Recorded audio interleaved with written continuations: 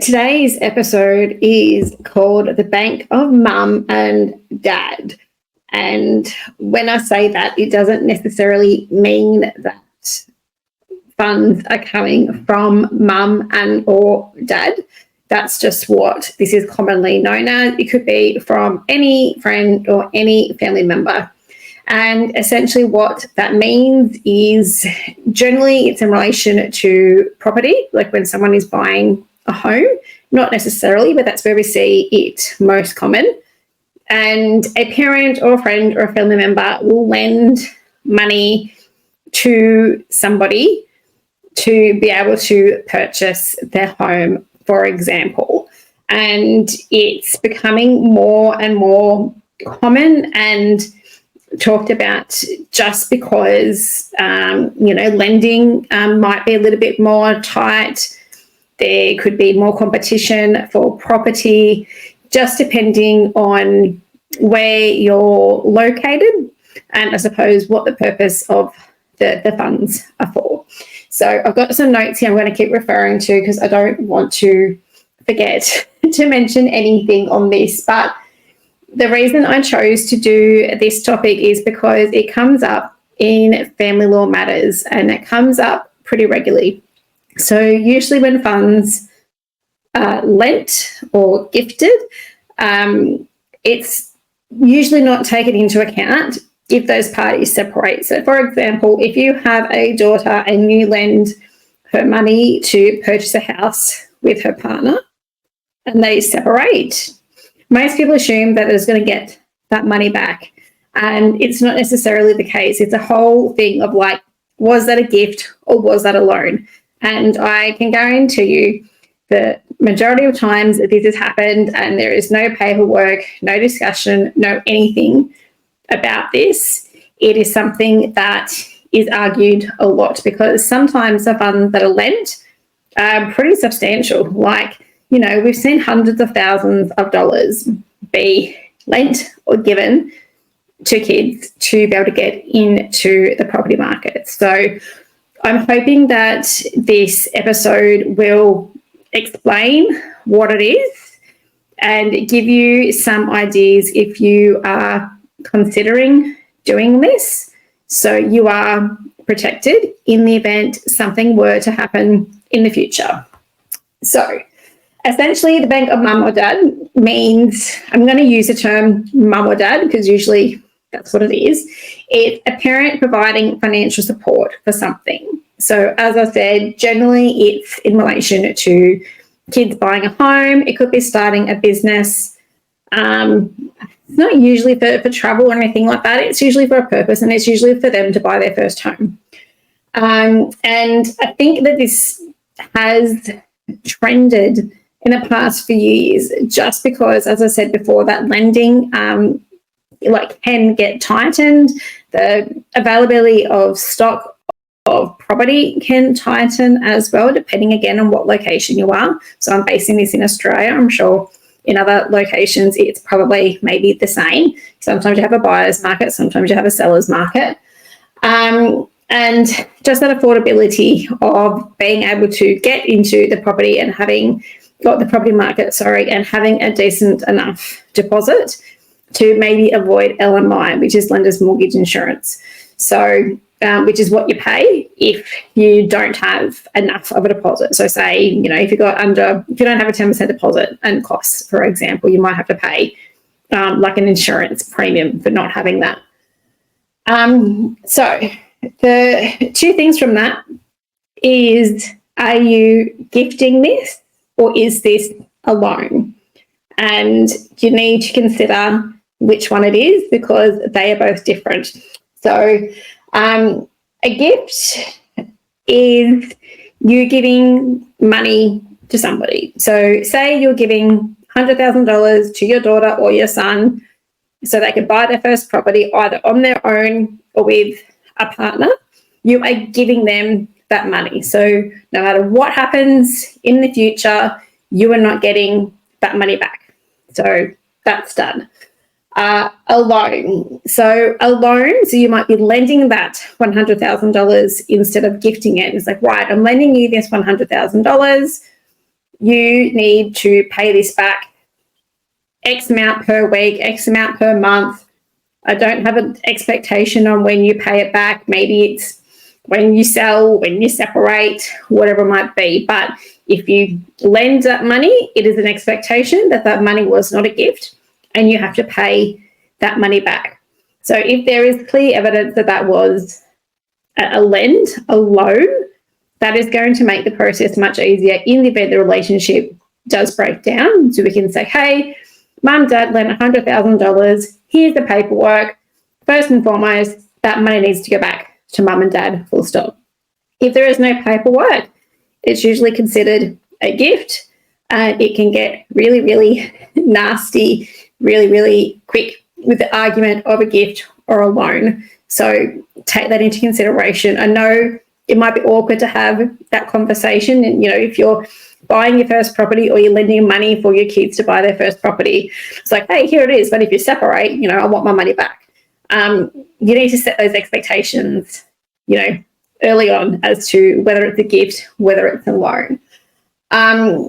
There could also be taxation issues with that. So depending on your circumstances, whether it affects, anything financially for you, my suggestion would be that you seek financial advice. Majority of people will not seek financial advice, but you may think that you can afford to give them $100,000 and all of a sudden you're like, oh crap, I have no money, I need that money back. So you need to make sure that you are covered. If it is a lend or even if it's a gift, that you're going to be fine, you're not going to run out of money and you can still survive, and have your current living expectations to be the same, to not change because you've lent that money. So some pros of helping kids out with their purchase. So it could bypass the renting trap and get the kids into the property market. So depending on where you're located, I know in the Hunter Valley at the moment, rents are to me, ridiculous. Looking at the prices of rents, it could be between $600 to $8,000-$9,000 per week. And when you're trying to save up for a home and you're paying rent and you have utilities and you have to live and, all of that your pay can go really, really quickly. So sometimes people lend or gift money to their kids to avoid that rental cycle. There's also a lack of stock in some areas of rentals. So sometimes you can't even get a rental. So that's another reason. And maybe you're all living under the one roof and you're done and you can't do that anymore. So maybe that's another reason why you might be looking at helping your kids, or if you're a child listening, you might approach your parents to lend you some money for that.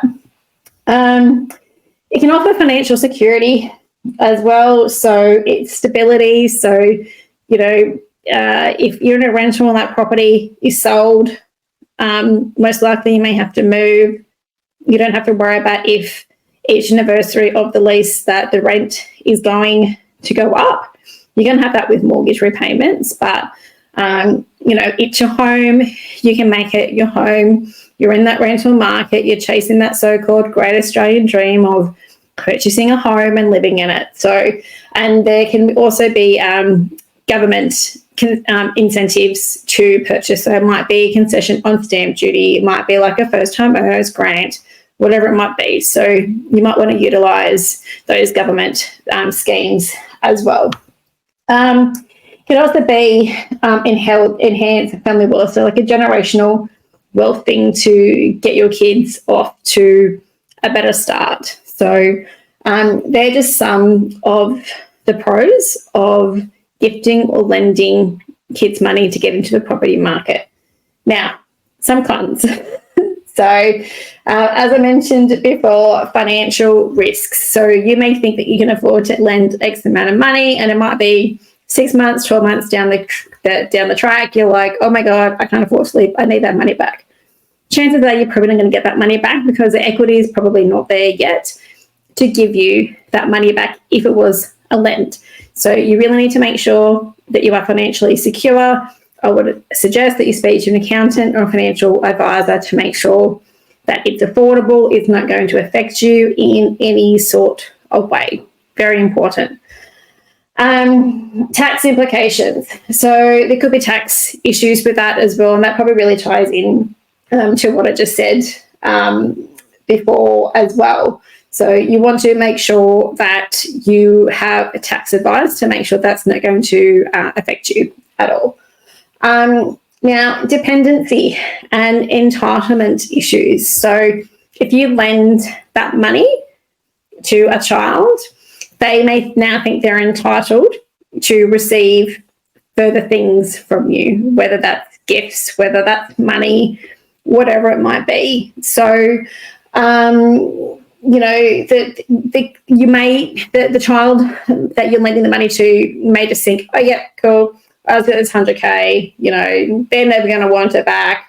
Right, what else can I get from them? So I'm not saying your child is going to do that. Or again, if you're a child listening, I'm not saying you're going to do that.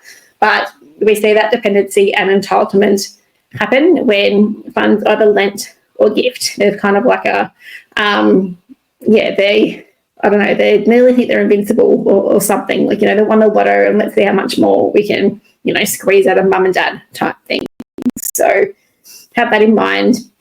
Family dynamics as well. So if there are siblings, you have to consider what's going to happen with those siblings. If there are no siblings, it might be a little bit easier. But if you have helped one child and not another child, that can create issues within the family dynamic, and one child thinking that they're better than the other child might think they're not loved because you didn't have the same support. Whatever it might be, there could be tension, there could be resentment or anything like that. So if you have more than one child and you need to decide whether this is a once-off because of whatever situation, or you're going to have that gift or that loan to be available to any children that you have to not cause those issues within the family dynamics. So that's something else to think about. So I said before the importance of documentation, whether it's a loan or a gift. I think I could maybe count on one hand how many times I have seen something like this documented. The majority of the time, there is nothing. They don't take into account what could happen in the future. They either don't think about it or they don't think it's going to happen. And guarantee in a family law matter, if you said that was a gift and you're now saying no, it was a loan, guarantee you're probably going to lose. There's going to be a lot of legal costs spent, chewed up, arguing whether it was a gift or it was a loan. So I cannot stress enough the importance of preferably getting legal advice and getting something formally drawn up. At a bare minimum, and it could be hit and miss, whether it's, going to be used, depending what it is, but you might want to put something on a piece of paper saying this was a loan, not a gift. If you were to separate it, the property sold, this money is to come back to me, and have all parties sign it. It's better than nothing, but, still might be a bit of a grey area. I would be getting something official, and you might want to consider putting a caveat on the property to go that next level to protect your interests. So they know that, okay, there's a caveat on here that is money that is owed to whoever's parent in the event we sell or we separate. So cannot stress that enough. The legal cost in getting that sorted would far outweigh the legal cost in a separation, arguing over whether it was a gift, whether it was a loan. Tax I've already discussed. Credit as well. So sometimes lenders need information on why all of a sudden this child has X amount of money. Sometimes it's a letter, sometimes you have to sign paperwork, but best to discuss that with your broker if you're looking at getting a parent to help you out, or if you are a parent looking to help your child out as well. So banks can have some requirements in relation to that. So Alternatives to parental assistance. So not having that loan of bank of mum and dad. Another suggestion could be saving strategies. So unfortunately, this isn't really something that's discussed at school, which I really think it should be. There are tons of books out there. I'm not going to name any because I don't want to be seen on favouring somebody over somebody else, but there are definitely books out there in relation to saving. And there's also books out there for kids. So my girls, they're like teenagers. They're 11 and one is nearly 13.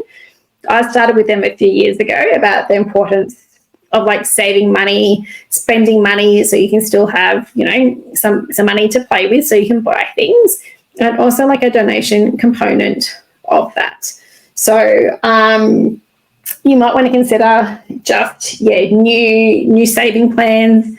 You might want to look at, depending on what age we're talking about, speaking with a broker to work out, okay, so you need this much money to be able to purchase a home. We have to, wipe this credit card, whatever it might be. So a mortgage broker can help you put a plan together so you know what you have to get and what you have to achieve to be able to get a home in the price bracket that you can afford. I mentioned before, there's also government assistance programs. So I'm not quite sure about the rest of the world, but I know that there are some in Australia. There can be concessions for stamp duty, whether it's full, whether it's part. I know Queensland have a concession if you're moving into the property. So it's your principal place of residence, regardless of whether it's your first home. New South Wales is generally only first home based. So neither of the purchasers could own a property before to be able to utilise the funds or the government schemes in New South Wales. Whether government schemes hang around or not, that's per government. So, we've had schemes for a while, and then sometimes the government, depending on who's in power, will pull all schemes, and then there's nothing. And then you might buy a house this year under no scheme, and the next year there's a scheme that comes out for first home owners. That's it. Highly likely you're not going to be able to go for that next scheme because it's probably going to target first home owners. So consider, government assistance programs that could be out there. The government releases things and then takes things away pretty quickly. So be careful where you get your information in relation to the schemes. I would probably be getting that from a mortgage broker because they're going to be across the different schemes that the government has. So they can, change schemes and add things and take things away as much as they probably change their underwear. So one day they're here and they're like, this month from this date, we're out. And they've definitely done that in the past. So the revenue website for your state is a good start, or a mortgage broker could discuss that with you as well. It might also help to get some opinions from other people. So treat this with a grain of salt. Everybody thinks, not everybody, some people think that they're an expert because they've bought one house or two houses or whatever it might be. Take the information that you think is useful and disregard the rest. It's like when you first have your first child. You get all this information and it overloads you. Then you think you're a bad parent because you're trying to incorporate all this stuff that people have told you. Take what you need, discard the rest. And just treat, if you're like Googling things, like I call it like Dr. Google, if you're Googling things, be careful to where you're taking that information from. If you're taking it from Revenue New South Wales website, for example, or a mortgage broker website or a law practices website, you're probably going to be okay. But you also need to make sure that what you're reading is in date and not something from like 5 years ago that's not relevant anymore. Real estate agents, again, depending on, if you're maybe 12 months away or something from looking at getting a house, even having a chat to real estate to see what the market's like. I know at one stage in COVID, stuff was selling before contracts could get out. Like, it was just ridiculous. And stuff is still selling now, but it's a bit slower. So I mentioned, there's a buyer's market and there's a seller's market. Sometimes it could be a seller's market if there's not that many properties and property just goes incredibly quickly. A buyer's market is when there is more stock available, so you can be a little bit more picky. So those are things that need to be taken into account as well. I'm not going to go into the process of buying. I'll do that in another episode, but speaking to an agent might just help you maybe work out, the cycle, if they're up to a particular cycle. Yeah, we're coming into buyer's market. Yes, we're coming into a seller's market. So you're going to have to be quick to move, all that type of stuff. But again, take that with a grain of salt. Probably take anything with a grain of salt. Not everybody is created equal. So you need to be really careful as to where you get information from. Probably including this podcast if I want to throw myself under the boat. But I'm pretty confident with the information I'm giving you. So so there's probably not too much more to add to this, I suppose. I guess all I can say is that if you are considering doing this, please have open communication. Please discuss on the table, is this a gift, if this is a loan? Please have documentation, preferably through a lawyer, bare minimum, something on a piece of paper that is signed. Whether that's going to hold up or not, I don't know. It depends on the circumstances. But at least it is something better than nothing. And if you go that extra step of putting a caveat on the property if it is a loan, that's just, again, kind of proof that, hey, this was a loan. It does need to be paid back. It's not part of the asset pool, for example. So hopefully that helps clarify and give you some ideas if you are a parent looking at lending your kids money, or if you are a kid thinking about hitting mum and dad up for some money. It's, as I said, it's definitely something that comes up in a separation, and it's generally considered a gift if there is no other documentation for that, and blow-ups do happen. So not that I'm wishing any relationship ill health to end, but it's definitely something that needs to be taken into account. Otherwise, if there is a separation, it will be taken into account then, and it might not go the way that you want it to go. So if you have any questions about this, please reach out to us. Our details will be below, but hopefully that gives you a bit of background as to the bank of the mum or dad, and just some things to take into consideration. So I'll catch you next time. Thanks, guys.